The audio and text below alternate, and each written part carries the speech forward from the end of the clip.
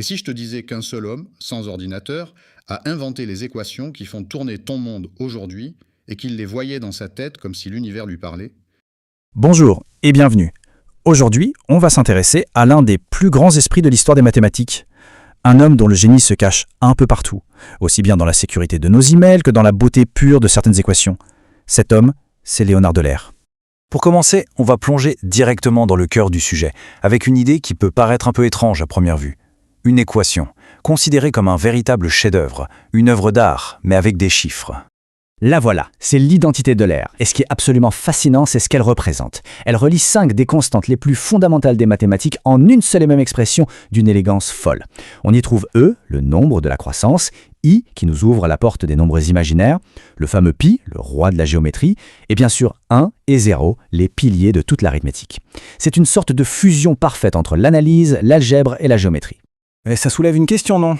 Comment est-ce qu'une simple suite de symboles peut être qualifiée de belle?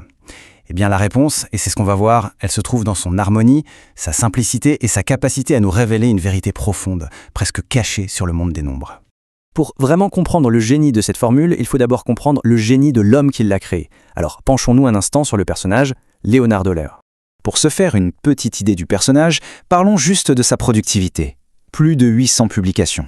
C'est un rythme de travail qui paraît surhumain.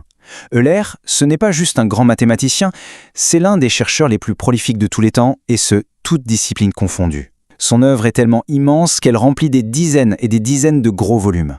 Sa vie, c'est une véritable odyssée intellectuelle à travers l'Europe des Lumières. Il est né en Suisse, puis il a marqué de son empreinte les académies les plus prestigieuses de l'époque, à Saint-Pétersbourg et à Berlin. Mais le plus incroyable, c'est que même après être devenu presque complètement aveugle, sa productivité n'a pas baissé du tout. Il a continué à sortir des travaux révolutionnaires en dictant simplement ses découvertes grâce à sa mémoire absolument phénoménale. L'un des héritages les plus importants de Leyre est tellement partout aujourd'hui qu'on n'y fait même plus attention. Il faut s'imaginer qu'avant lui, la notation mathématique, c'était un peu le chaos. C'est lui qui a aidé à créer ce langage universel et cohérent que les scientifiques utilisent encore de nos jours. Il faut y penser un instant. La notation f de x pour parler d'une fonction, c'est Euler. Le symbole E pour la base des logarithmes naturels, le I pour l'unité imaginaire, le grand sigma, sigma pour une somme. C'est lui qui a introduit ou popularisé ces symboles. Ils sont devenus la base même de l'enseignement des maths dans le monde entier. En fait, il nous a donné l'alphabet pour qu'on puisse parler la langue des mathématiques. Voyons maintenant comment ces découvertes ont carrément bâti des domaines entiers des sciences, que ce soit en géométrie ou, plus surprenant, dans la technologie numérique qui nous entoure aujourd'hui. Prenez sa célèbre formule sur les polyèdres. À première vue, elle a l'air toute simple. Le nombre de sommets moins le nombre d'arêtes plus le nombre de faces, ça fait toujours 2. Mais derrière cette simplicité se cache une idée révolutionnaire. Une idée qui a carrément donné naissance à un nouveau domaine des maths, la topologie. C'est l'étude des formes et de leurs propriétés qui ne changent pas même quand on les tord ou on les étire. Pour que ce soit bien concret, prenons l'exemple d'un simple cube. Il a 8 sommets, donc 8 coins, 12 arêtes et 6 faces. Si on applique la formule 8 moins 12, ça nous fait moins 4, on ajoute 6 et on obtient 2. Ça marche parfaitement. Et cette relation, elle est vraie pour n'importe quel solide de ce type.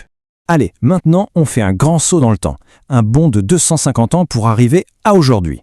Parce que, aussi fou que ça puisse paraître, la sécurité de nos transactions en ligne, de nos messages privés, de tout ça, eh bien elle repose sur des mathématiques du XVIIIe siècle.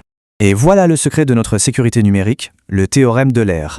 C'est une découverte majeure en théorie des nombres, sans trop entrer dans la technique. Ce théorème est à la base du cryptage RSA, celui qui protège nos transactions bancaires, nos emails, bref, la plupart de nos communications en ligne. Il permet de créer des clés mathématiques qui sont extrêmement difficiles à casser.